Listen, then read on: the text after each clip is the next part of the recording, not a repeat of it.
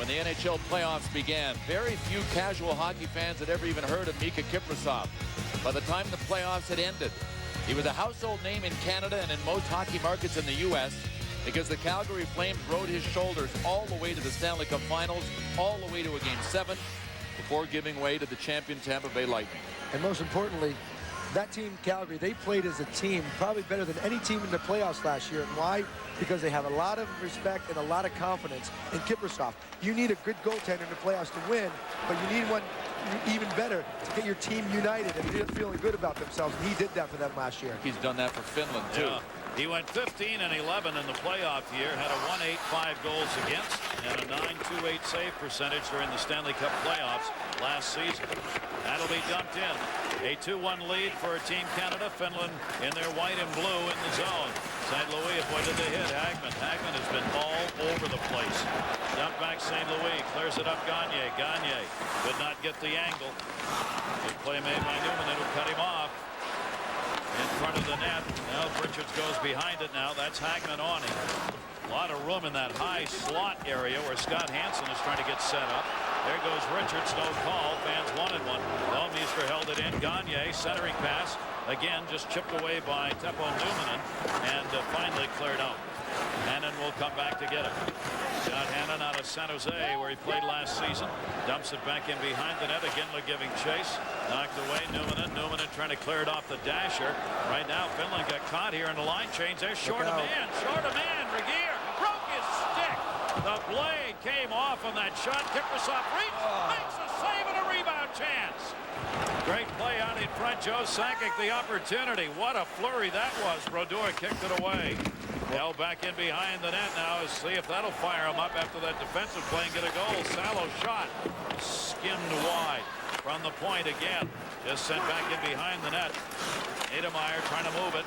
Koivu overskated. Back up to the point. Held in again. Bannon. Bannon dumps it back in behind the net. Regier got there. He cleared it around. Salo's got it. His shot deflected. That came through a screen. And Brodeur, I don't think, didn't see it. Into the corner, Jokinen. Team Canada tied into the zone here. Niedermeyer trying to clear it up, not out. Taylor Solani turnaround chance got blocked in the skates of Niedermeyer again into the middle and out. How about Scott Niedermeyer? He's 360ing himself into the ice, and he still has the presence of mind to look for an outlet pass all the way up to the center ice face-off dot. Just misconnecting. That'll be cleared out the length of the ice, and a touch-up will be made, icing Tony Lidman back. But you don't want to make a mistake if you're out on the ice against Mario Lemieux, and that's what Finland did. They got caught. There was, see the man way in the background. He's coming off the bench. If not for a busted stick by Robin Regier, Canada would have generated an incredible scoring chance, and they ended up getting one on that rebound, or kind of this rebound chance from Jerome McGinley anyway. One thing that Mario does so well is he always gets the puck to the net. No matter where he is, he might just swing around and throw it blindly, but he wants everybody to go to the net, because if that puck's near it, it has a chance to go in. And he just threw that. Obviously it went off a stick, but he tipped it over the net, and they had a good scoring chance. So I'm sure everybody's just conscious of going to net when Mario's on the ice. Intended for Ryan Smith. That gets jammed in the corner. Berg cleared up. Hannon can't hold it in. Still loose. Hagman reached for it. Cleared back. Hagman's got it. Hagman trying to line up for a shot. Down on the ice behind the play. Ryan Smith of Team Canada just getting up, number 94. Got hit in the face. He is hurt and heading to the bench. Kiprasov holds it up. The Cavalier charge again. Berg. Berg with Heatley on him up the wall for Hagman. Ryan Smith got to the bench where he will get some care as he got hit in the face.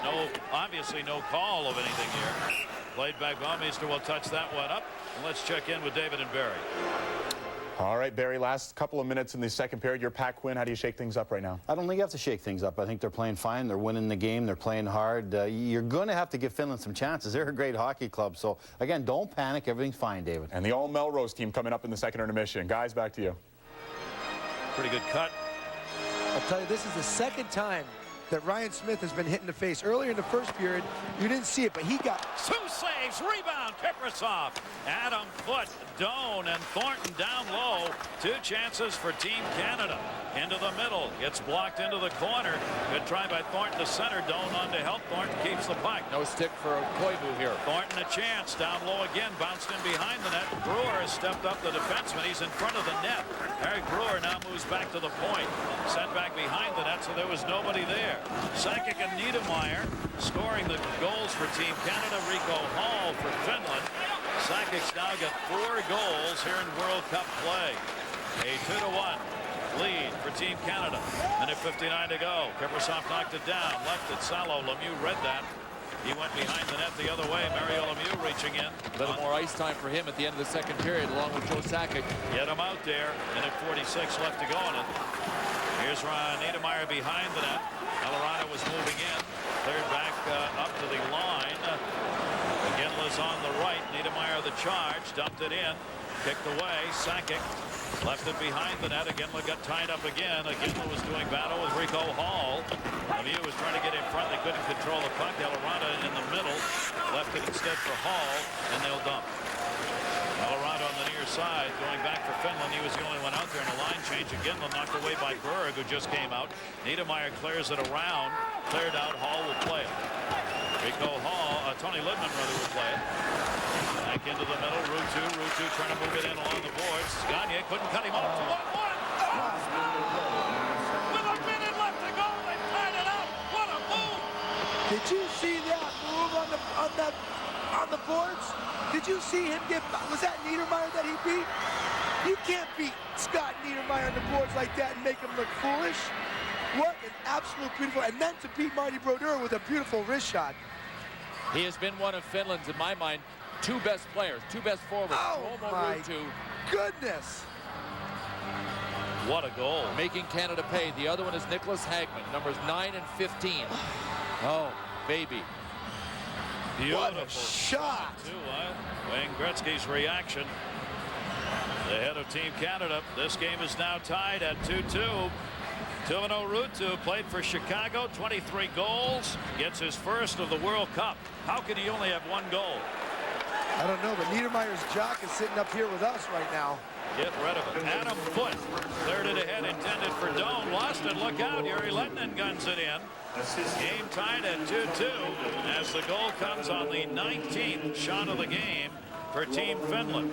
So for the second time in this game, Finland has come back trailing 1-0. They tied it. 2-1. They tied it.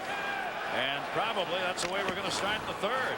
Jammed ahead. Thornton just got up, found it, kicked it into the zone. 27 seconds left to go in the period. The one thing that we knew about Finland all along has really been evident in this game. You're never going to run away from them on the scoreboard. They will not stop. No. They play that machine game.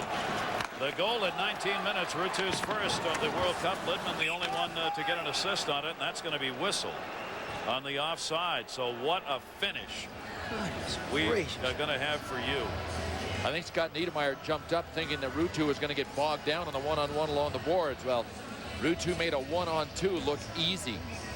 I don't see how Ruutu even saw Niedermeyer coming. First, he had to jump out of the way from Gagne. Then he had the presence of mind to pull it in and just make Niedermeyer look ridiculous there, and then put the puck in the net. What a goal. He danced, didn't he? He danced, he strutted, he made him look bad. So we have finished 2 periods in the final of the World Cup of Hockey. And what a finish we have for you. It's 2-2. Canada leading in shots 21-19. But you will not see a prettier goal than this. Tuvino Ruutu dancing once, dancing twice. Creates a 2-on-1 down low, and bingo, we're tied.